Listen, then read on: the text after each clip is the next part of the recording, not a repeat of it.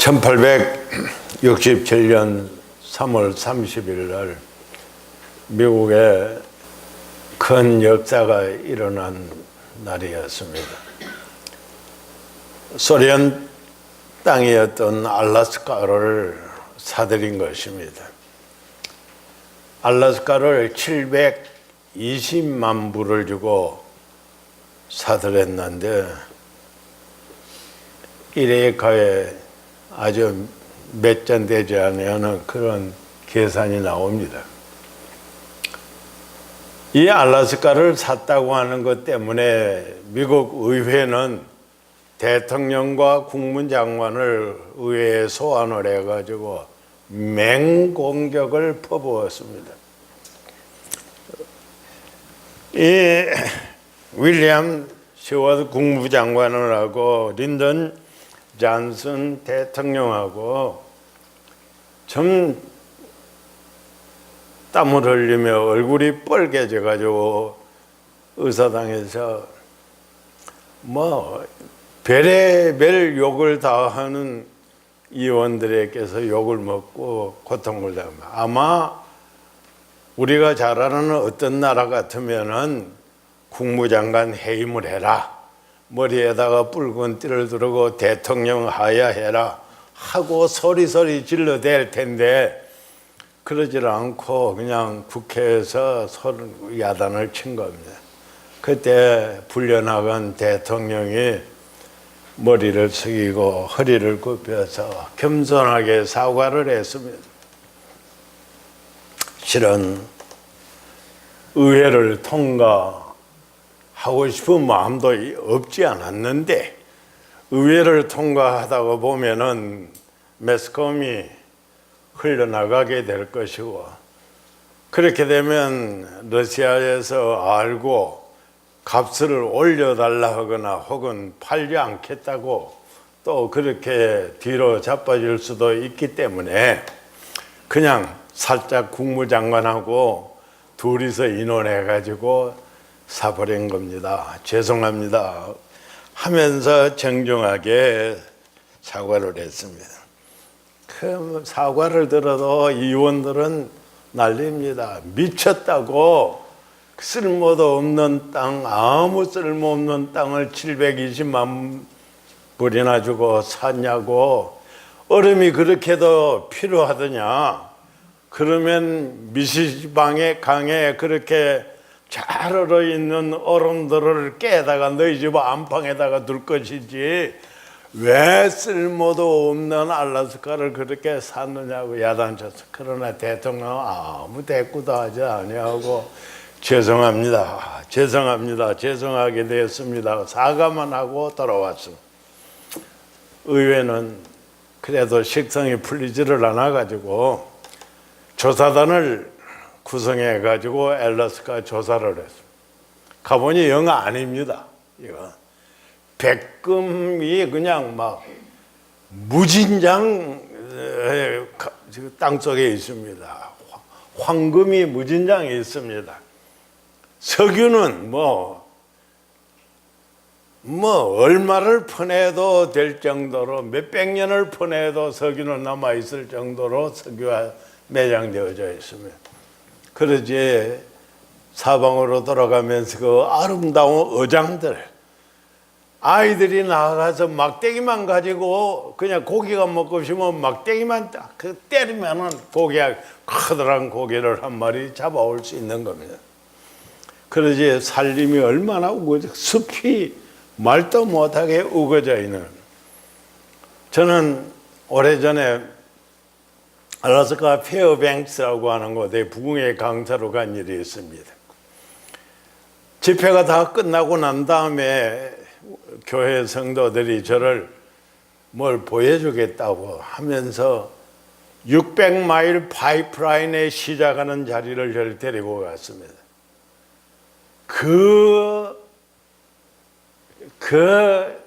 지름이 1m 이상 되어지는 파이프가 그곳에서부터 알래스카 끝까지 600마일을 지금 석유를 흘려보내고 있는 파이프가 묻혀 있는데, 이야, 이 굉장한 이 국력이 소리를 이루고 있는 굉장한 나라를 생각을 했는데 그 땅을 사는데 대통령이 죽을 고생을 한 것입니다.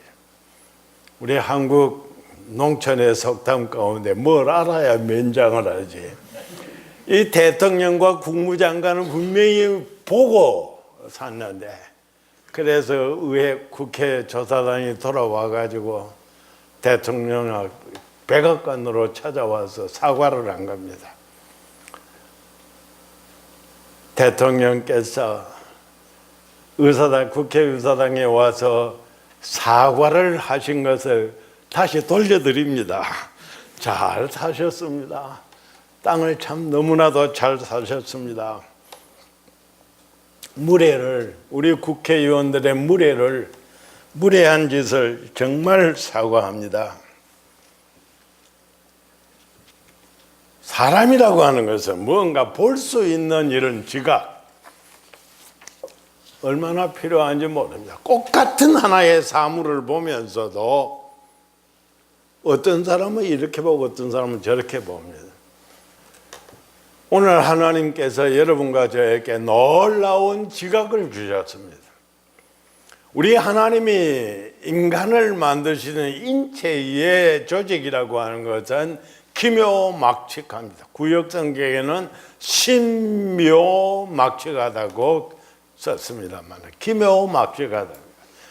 도무지 인간의 지성으로서는 이해가 되지 아니하는 그런 인체를 하나님이 조직을 하신 것입니다.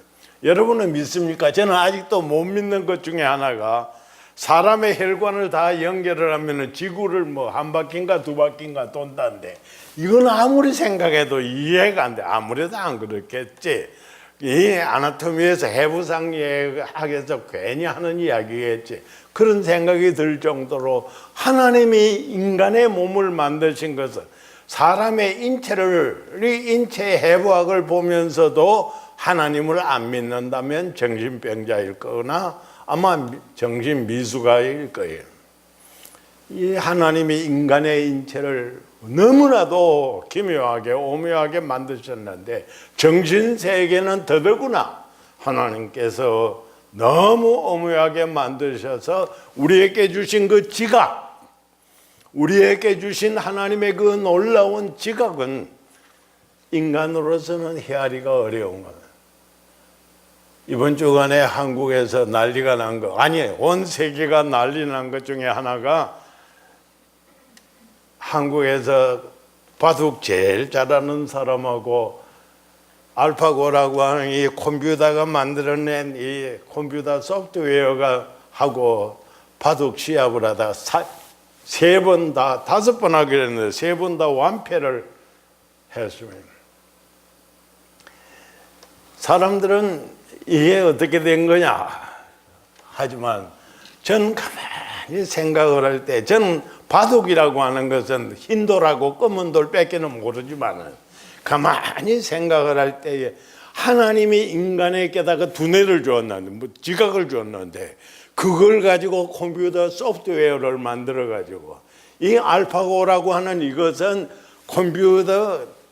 대형 컴퓨터의 가장 빠른 이 컴퓨터 한 2000대쯤 되어지는 이 엄청난 분량의 것을 다 학습을 해가지고 그리고 앉아가지고 컴퓨터 모니터를 놓고 앉아가지고 그걸 보면서 지금 하니 우리 나라 아니 세계에서 제일 바둑 잘한다고 하는 사람을 이겼는. 그래서 그 누가 주신 지혜일까? 하나님이 인간에게 지혜를 줬고 인간의 지혜가 이 컴퓨터 소프트웨어를 만들어내 놓은 거죠. 그렇다면 이것이 잘 쓰여져야 되는데 앞으로 잘못 쓰여지면 우주가 파멸하는 것도 순식간에 있을 수 있겠다. 그래서 우리는 이 인간의 두뇌가 잘 쓰여지는 방향으로 나가도록 노력을 해야 될 것입니다. 저는 오늘 여러분과 저에게 하나님께서 이 놀라운 지각을 주셨는데 이 지각이 우리들에게 무엇을 알게 하느냐? 여러분과 함께 읽은 성경은 이 짧은 몇 구절 속에 안다고 하는 이 단어가 7차례나 거듭 나오고 있습니다. 안다, 안다, 안다. 13절에 알게 한 적, 15절에 안 적, 15절 마지막에 아느니라. 이 안다고 하는 단어를 연속해서 이렇게 사용하면서 하나님이 우리에게 무언가 요구하는 것이 있습니다. 하나님께서 우리에게 지각을 주셨으니 내가 알아야 될 게 있다. 그래서 오늘은 제가 4가지만 우리 성도가 알아야 될 것 4가지를 말씀을 드리려고 합니다. 먼저는 하나님이 우리에게 지각을 주셔서 내게 영생이 있다는 것을 알게 하려고 하시는 것입니다. 영생에 있음을 알게. 13절에 너희에게 영생이 있음을 알게 하려 합니다. 너희에게 영생이 있음을 알게 하려 합니다. 나무집에 너무 자기가 가난해서 어릴 때부터 나무집에 가서 머슴살이를 하면서 그곳에서 장가를 가고 자녀를 낳고 기르면서도 찢어지게 가난한 이 모습은 그러나 마음이 순수해서 상전을 참 부모처럼 모시고 살고 있었는데 그 상전이 자녀도 하나도 없고 그러다가 병이 나가지고서는 상전이 가지고 있는 돈은 전부 치료비로 쓰고 죽어버렸습니다. 그 아무것도 상조가. 그러자 이 사람은 그 덩실한 집만 한 덩어리 그곳에서 살고 있는데 집도 세월이 가니까 낡아서 떨어져 나가요. 벽지가 떨어져 나가서 집안에 있는 거 찾으니 종이 조각이 없죠. 가난한 이 모습이 할 재간이 없습니다. 그래 이 서랍 저 서랍들을 열어보니까 외상한 종이들이 좀 있습니다. 그래서 까막 눈이기 때문에 무슨 글인지 알지도 못하고 이 종이들을 갖다가 떠덕떠덕 벽에다가 발랐어요. 멀리 객지에 가서 고학을 하면서 공부하던 아들이 아버지를 찾아온 거예요. 그래서 벽에 이 벽지 발라놓은 것을 보더니 아버지 이거 웬 거냐고. 야, 서랍 속에 있어서 아무거나 벽에 낡아서 발랐다. 아버지 이거 아닙니다. 무엇이 아니야? 주인 어른께서 아버지에게 재산 상속하는 재산 문서입니다. 어디에 땅, 어디에 있는 논, 어디에 있는 밭, 어디에 있는 산, 이뭐 부동산이 한량없이 많은 이 문서들을 아버지에게 전부 유서와 함께 상속을 하고 있습니다. 몰라가지고 그렇게 찌들어지게 가난하게 살면서도 그 엄청난 재산을 부동산을 상속받고도 모르고 있었는데 늦게나마 알게 되었지만 다행이지만 좀 일찍이 알았더라면 이 가난을 벗고 살 텐데 그런 생각을 하면서 탄식을 하는 이 모습 제가 여러분들에게 물어봅니다. 여러분 솔직하게 대답하십시오. 여러분 속에 영생이 있습니까? 여러분 오늘 죽으면 천당에 가서 영원 복락, 영생 복락을 누릴 자신이 있습니까? 여러분이 영생이 있느냐 이 말이에요.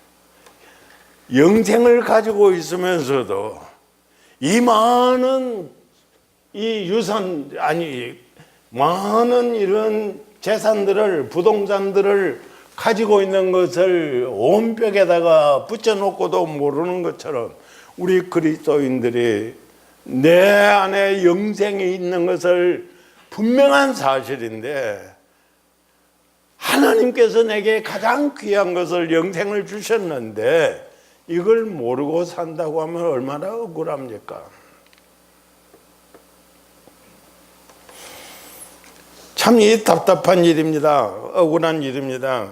우리가 만약에 이 세상 사는 날 동안에 영생이 있다는 것을 내가 알고 살면은 매일매일의 생활이 달라질 것이고 모습이 달라질 것입니다. 태산줄령을 넘어갈 때라도 찬송하면서 숨이 가빠도 찬송하면서 넘어갈 수 있을 것이고 가시밭길 험한 길을 갈 때라도 가시에 찔려도 내게 영생이 있다는 생각을 할 때에 내 육신의 고통이 문제가 아니라 나는 죽으면 천국 간다고 하는 이 사실 때문에 피를 흘리면서도 감사하면서 찬송하면서 이 길을 걸어갈 수가 있을 것입니다. 세상에서 괴롭고 힘들어도 그 괴로움이 괴로움으로 느껴지지 아니하고 기쁘고 즐거운 가운데에서 우리가 살아갈 수 있을 것입니다. 영생이 내게 있다고 하는 것을 우리가 안다면은, 그것을 믿는다면은 우리의 삶이 달라진다는 것입니다.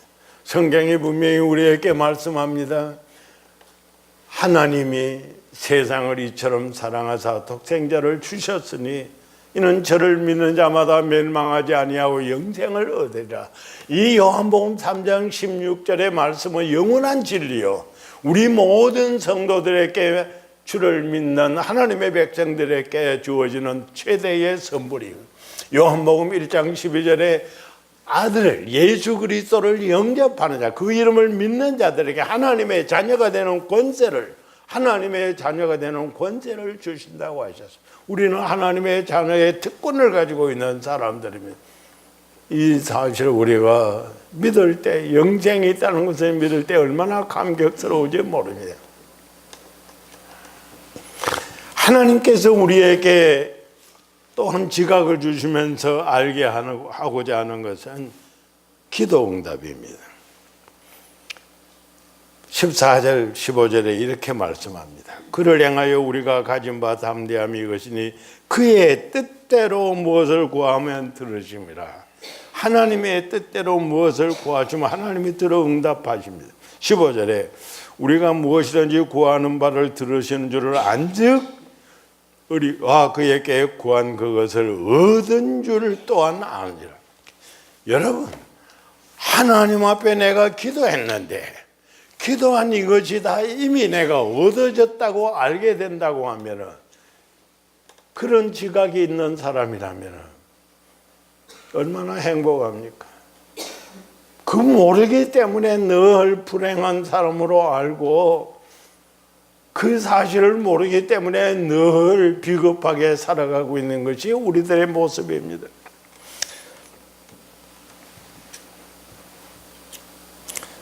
조그마한 종이 한 조각에다가 내가 돈이 10,000불이 필요하다 써가지고 내 사인을 해가지고 은행에 가지고, 물론 은행에 내가 예금한 잔고가 있을 때뿐입니다.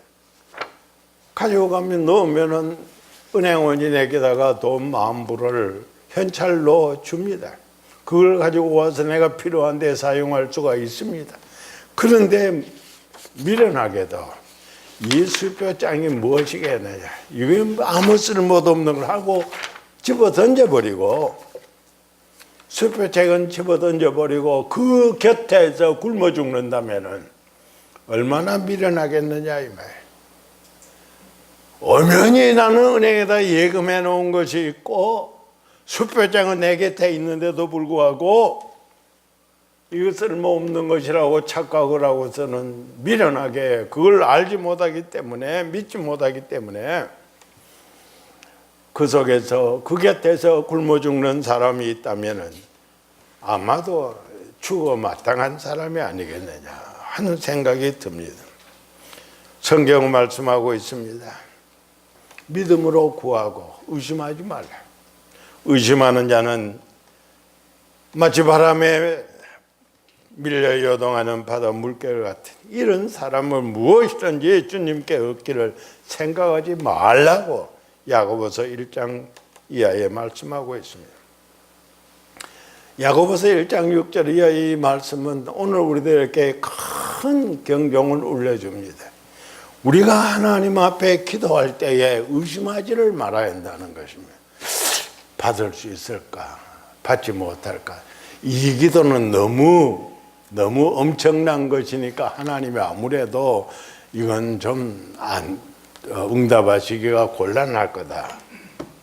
내가 감기 정도면은 하나님 앞에 기도하면 하나님이 응답해서 고쳐주시겠지만 이 말기암 환자야 하나님이 아무래도 써도 안 되겠지.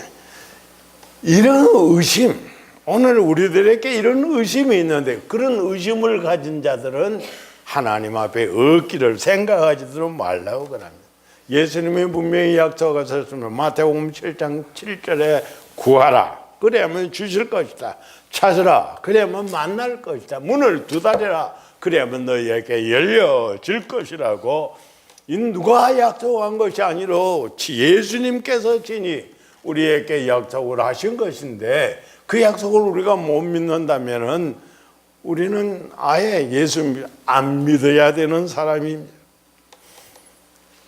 마가복음 11장 24절에 그러므로 내가 너희에게 말하노니 무엇이든지 기도하고 구하는 것은 받은 줄로 믿어라. 앞으로 받을 것이 아니고 기도하고 구한 것을 앞으로 응답받을 것이 아니고 이미 지금 받은 줄로 이미 받은 것으로 믿으라는 겁니다. 우린 다 여러겐 남편 믿지 않아서 고생하는 그런 분들이 없는 것 같습니다만은 제가 대구에서 사역할 때에 들은 이야기인데 어느 부인이 예수 잘 믿는 부인인데 남편이 예수 안 믿어서 골치를 앓았어요. 너무너무 힘들었어요. 그래서 주암산 기도원에 가가지고 금식 기도를 한 주간 동안 한 거죠. 그래서 마지막 날 응답이 왔는데 받은 줄로 믿어라.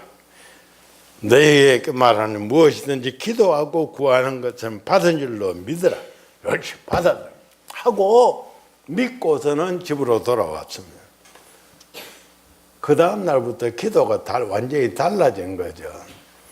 그 다음 날 참 집에 돌아와서 남편에게 전 반찬을 가난해도 정성껏 준비해서 대접을 하며 밥상을 들고 와가지고서는 남편이 밥 먹으려고 잠깐만요 기도하고 밥 먹읍시다.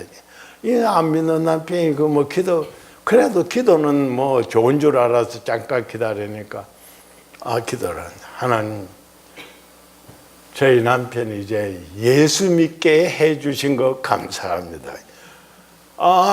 이 남편이 가만히 들으니까 좀 이상해. 이 여자가 일주일 동안 밥을 굶고 오더니 만에 좀 돌았나 보다. 그렇게 생각을 한 거죠. 그 다음 아침에도 출근은 빨리 해야 되는데 또 기도하겠다고 붙잡는 겁니다. 근데 그 다음 날은 기도가 달라진 거죠. 어떻게 달라져? 밥상을 놓고 기도한 하나님 아버지, 내 남편 예수 믿을 날이 하루 가까워진 것 감사합니다. 하루 가까워진, 그렇잖아요. 하나님의 캘린더에는 딱 정해져 있으니까 하나님의 캘린더를 행하여서 가는 것이 오늘 또 하루 가까워지고 그 다음 날은 또 하루 가까워지고 하루 가까워진 거죠. 얼마 지난 다음에 남편이 아무래도 이상하다. 이 여자가 미쳤거나 아니면은 정신이 온전하다면 하나님 앞에 무엇을 받았거나. 그래가지고 어느 주일날 아침에 이번에 당신 따라 오늘 교회에 한번 구경 가볼까. 그러니까 이 부인이 한날 감사해요. 아버지 오늘이었습니까? 오늘이었습니까? 몰랐는데 오늘 우리는 하나님 앞에서 기도한 것은 받은 줄로 믿어야 됩니다. 아직 안 왔다 할지라도 믿어야 됩니다. 아브라함은 400년 후에 일어날 것을, 응답될 것을 미리 믿었던 것이죠. 그래서 아브라함을 믿음의 조상이라고 합니다. 여러분들이 하나님 앞에 기도한 것은 반드시 이루어질 줄로 믿으시길 바랍니다. 무슨 자격으로 기도 응답 받습니까? 하나님이 우리의 아버지신, 내가 하나님의 아들이라는 자격 때문에 기도 응답을 받는 것이고, 예수님께서 나를 위하여서 십자가에서 피 흘려 죽으셨기 때문에 내 죄가 용서함 받았으니까 기도 응답도 받을 수 있는 것이고, 우리 하나님의 성령께서 내 심령 속에서 날마다 역사하시면서 내가 기도를 제대로 못할 때 대신 기도해 주시는 분이 계시기 때문에 우리는 덤으로 기도 응답을 받게 되는 것입니다. 그런데 우리가 기도 응답을 받지 못하는 경우도 없지는 않을 거예요. 성경 골로새서 4장이에요. 골로새서 4장 2절에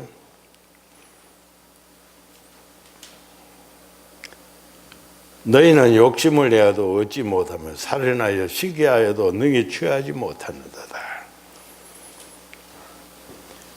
너희가 얻지 못하면 구하지 아니하기 때문이요. 너희가 얻지 못하면 구하지 아니하기 때문에 기도하지 아니하니까 하나님 앞에서 보화를 얻지를 못한다는 거예요. 그런데 기도하는데도 얻지 못하는 거예요. 3절에 야고보서 4장 3절에 구하여도 받지 못하면 정욕으로 쓰려고 잠못 구하기 때문에 기도의 동기가 틀려먹었다 이 말. 기도의 동기가 잘못되어 있다는 겁니다. 기도는 하는데도 응답을 못 받는 것은 기도의 동기가 잘못되었고, 만약에 그 기도를 응답한다면 이 사람은 바로 독약을 받은 것이나 마찬가지 것이 되기 때문에 하나님이 안 주신다는 거죠. 그렇기 때문에 오늘 우리들은 기도 응답에 대한 의심이 생겨질 때 분명히 내 이 기도의 동기가 뭐냐, 정욕으로 쓰려고 잘못 구한 것이냐, 아니면 하나님의 영광을 위하여서 구한 것이냐, 다시 한번 살펴야 될 필요성이 있는 것입니다.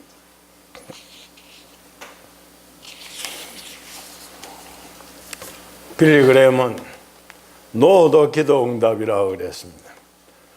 우리가 못 받는 것, 기도 응답을 못 받는 것이 오히려 기도 응답일 때가 있는 것입니다. 내가 빨간 것을 달라고 하나님께 기도했는데 하나님이 보니까 아니라, 그래서 안 주시는 거죠. 그거는 응답입니다. 어떤 경우에는 하나님 앞에 기도했는데 오랫동안 이루어지지 않아요. 기다리라고 하는 거예요. 이것도 응답이란 말이에요. 그렇기 때문에 우리는 하나님의 응답하시는 방법에 대하여서 다양하게 생각을 해야 돼요. 단 우리가 알아야 될 것은, 믿음을 가져야 될 것은, 하나님 앞에 기도한 것은 하나님의 어떤 모습으로든지 우리에게 응답하신다는 것입니다. 사랑하는 성도 여러분들, 제가 여러분들에게 축하를 드리는 것이 있습니다. 축하를 드리는 것은 기도 응답을 받는 하나님의 자녀가 되신 것을 축하합니다. 우리는 기껏해야 은행에 가서 돈을 인출하려고 그러면 내가 예금에는 한도 아래에서 밖에는 나오지 못합니다. 인출하지를 못합니다. 그러나 하나님 앞에 기도할 때는 하나님의 세계에 무진장으로 있는 모든 것이 하나님의 것이기 때문에 하나님이 필요하다면 내게 무진장으로 주실 수 있기 때문에 은행에 잔고 있는 것보다도 하나님 앞에 기도하는 것이 우리에게는 더 큰 은혜라고 하는 겁니다.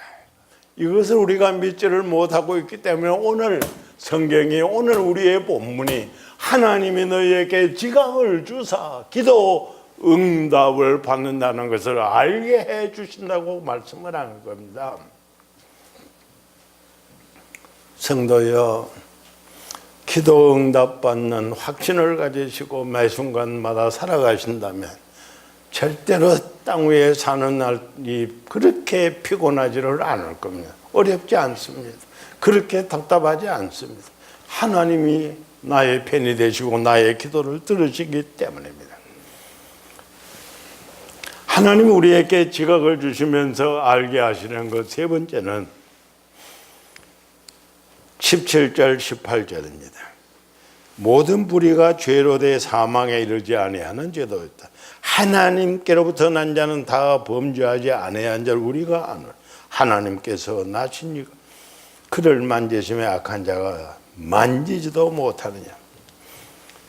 사망에 이르는 죄를 나는 짓지 않는다. 지옥 가는 죄를 짓지 않는다. 여러분들 예수 믿고 세례받고 거듭났다는 그런 확신을 가지고 교회에서 우리는 이런저런 직분을 맡아 봉사하고 있습니다만, 그러니까 나는 죄 안 지었습니까? 죄 안 지었다고 하는 사람은 거짓말입니다. 성경이 말씀하기를 모든 사람이 죄를 지었으면 하나님의 영광에 이르지 못한다고 로마서 5장 12절에 말씀을 합니다. 무서운 사실은 이것입니다. 로마서 6장 23절에 죄의 삭은 사망이요 죄값은 죽음이요 지옥입니다. 더더구나 에스겔서 18장 20절에는 범죄한 그 영혼은 죽으리라. 범죄하면 그 영혼이 죽는다고, 멸망한다고, 파멸이라고 성경이 말씀하고 있습니다. 그런데 오늘 우리 본문은 우리에게 하나님께서 지각을 주시면서 내가 절대로 지옥 가지 않는다는 것을, 사망에 이르는 죄를 짓지 않는다는 것을, 비록 죄는 짓지만은 사망에 이르는 죄를 짓지 않는다는 것을 알도록 하려고 하나님이 우리에게 지각을 주셨다는 것입니다.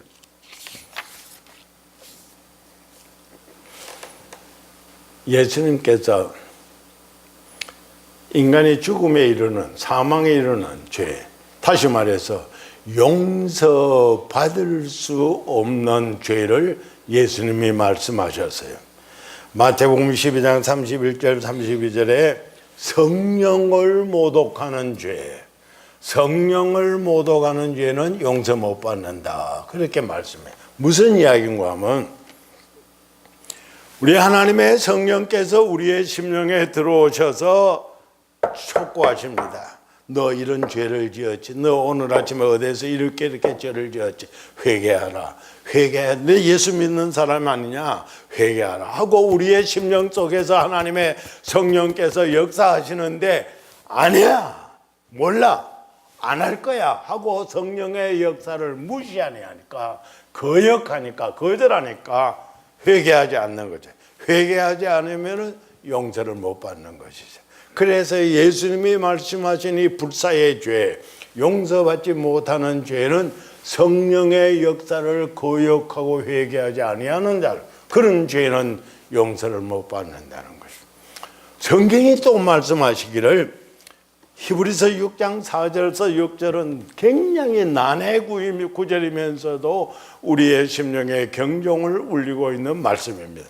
히브리서 6장 4절에서 6절에 한번 비침을 받고 하늘의 은사도 맛보고 성령의 은사도 체험들을 하고 이렇게 저렇게 놀라운 은혜를 체험을 했는데 타락하면 용서를 못 받는다고 그러면. 그런데 거기에 히브리서 6장에서 말씀하는 두 가지 큰 문제가 있습니다.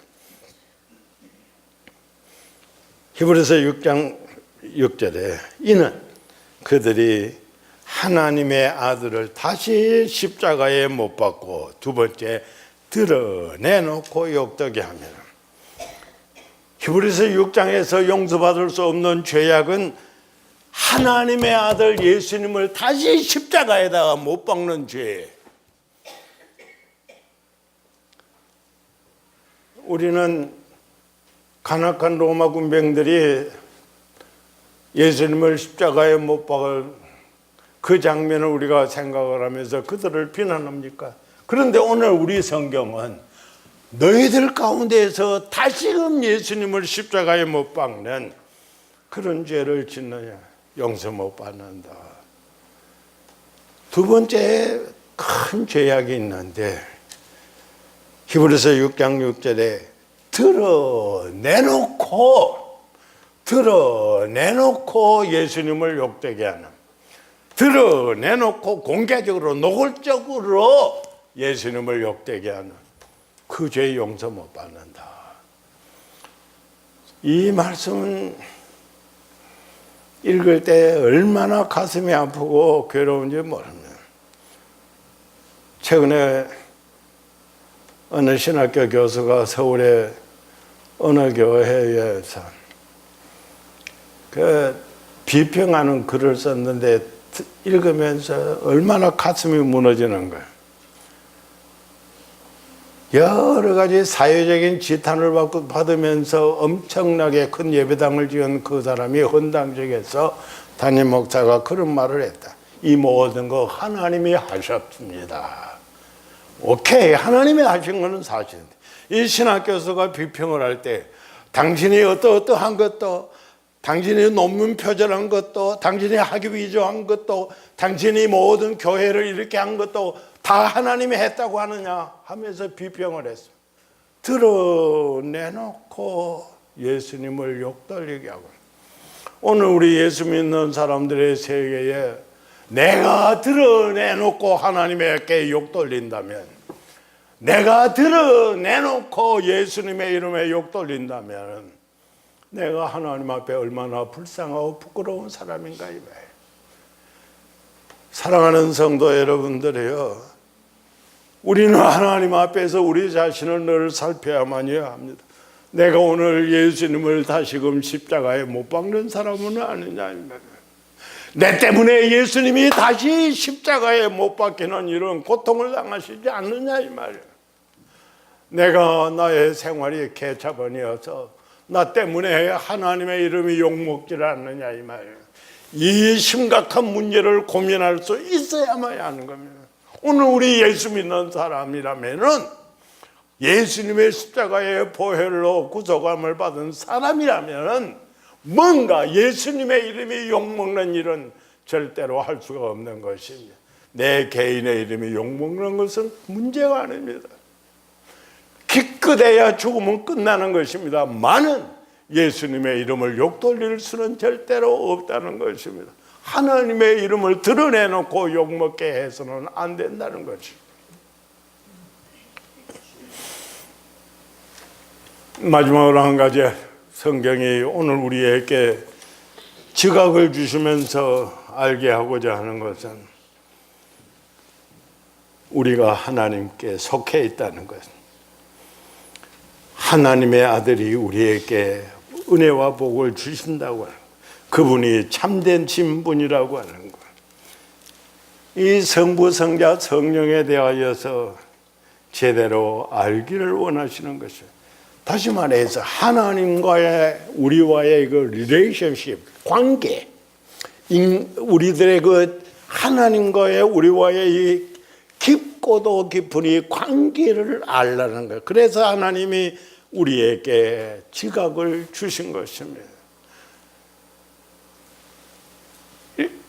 어쩌다가 아장아장 걸어서 집을 나와가지고 집을 잃어버려가지고 자기 부모도 알지도 못하고 불우하게 인생을 보낸 사람, 그러면서 참 거지가 되었거나 불행한 사람을 불행하게 살아가면서 그 부모에 대해서 알지 못하는 사람이 있다면 얼마나 가련합니까? 근데 우리 예수 믿는 사람들이 하나님의 거룩한 사랑 속에서 독생자를 받아가지고 그의 피로 구속함을 받은 이 거룩한 하나님의 자녀들이 하나님이 누구인지를 잘 알지 못하고, 예수님이 누구신지도 잘 알지 못하고, 성령이 어떤 분인지도 알지도 못하고, 내가 산다면 나는 고아보다도 못한 이 우주의 미아가 아니니 참으로 불쌍히 그지없는 사람일 것입니다. 그렇기 때문에 우리는 하나님을 바로 알아야 돼. 하나님 누구냐? 나의 아버지시라니. 아버지를 잘 알아야 되는 거죠. 우리 하나님은 전능하신 분이시오. 우리 하나님은 나의 안고 일어나는 것을 다 아시는 분입니다. 우리 하나님은 나를 보호하시는 분이에요. 우리 하나님은 나를 위하여서 독생자를 보내주시는 사랑의 아버지. 우리 하나님이 나를 얼마만큼 보호하시는지, 아버지로서 얼마만큼 나를 보호하시는지 시편 121편에서는 너를 실족하지 아니하게 하시고 너를 지키시는 자가 졸지도 아니하시고 이스라엘을 지키시는 자가 졸지 아니하시고 주무시지 아니하시고 너를 지키시는 자 여호와께서 내 오른편에서 내 그늘이 되시나니 낮의 해가 너를 해치 아니하고 밤의 달이 너를 상하지 아니할 것이다.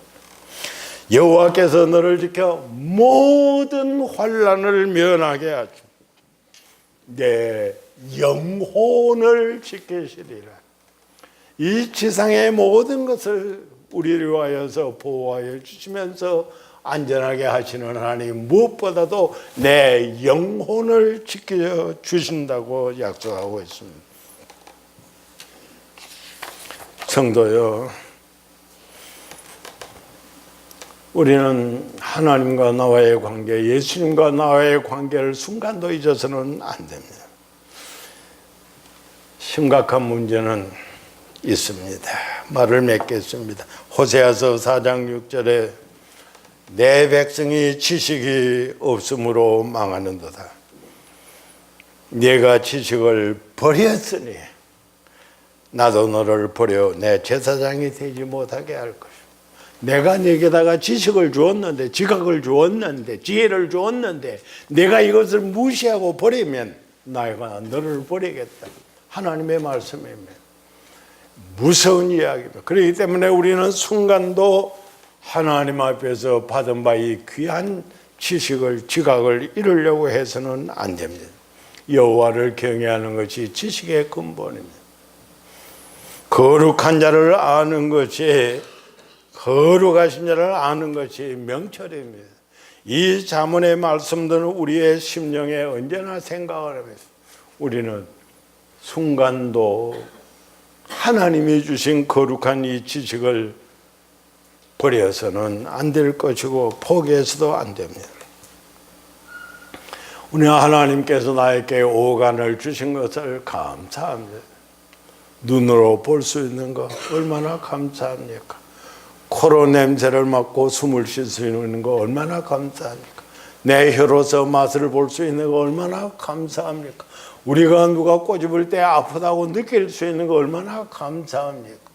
제가 나병환자 교회에서 사역을 할 때에 이 사람들은 아픈 줄을 몰라요. 손가락이 끊어져 나가는데도 아픈 줄을 모르고 살아요. 얼마나 가련한지를 몰라요. 예배 마치고 난 다음에 저 현관에 있어서 나오는 한 200여 명의 교인들과 악수를 하면요, 다 끝나고 나면 온몸, 저 손에, 온 손에 진물투석이에요. 그렇게 손에 상처를 가지고 있으면 아픈 줄을 몰라요. 얼마나 불쌍합니까? 그런데 오늘 우리들은 하나님 앞에서 이 모든 오간을 가지고 있는 거 감사하면서, 더더구나 하나님이 우리에게 지각을 주셨어. 내가 영생이 있는 것을 알게 하여 주시고, 나로 하여금 기도 응답 받는 것을 알게 하여 주시고, 내가 절대로 지옥 가는 죄를 짓지 않도록 하나님이 지켜주시는, 악한 자가 만지지도 못하게 해주시는 이런 복을 받은 것을 감사하고, 하나님, 예수님과 성령님과 나와 이런 가족관계를 이루고 있는 것을 알게 해주시는 하나님의 이 놀라운 사랑을 우리는 감사해야 될 것입니다. 사랑하는 성도 여러분들이, 하나님이 우리에게 이 놀라운 지각을 주셨으니 이제부터는 하나님 찬송하는 사람이 되고, 이 받은 은혜를 영원토록 다른 사람들에게 전수할 수 있는 그런 믿음의 승리자들이 다 되시기를 축복합니다. 기도하겠습니다.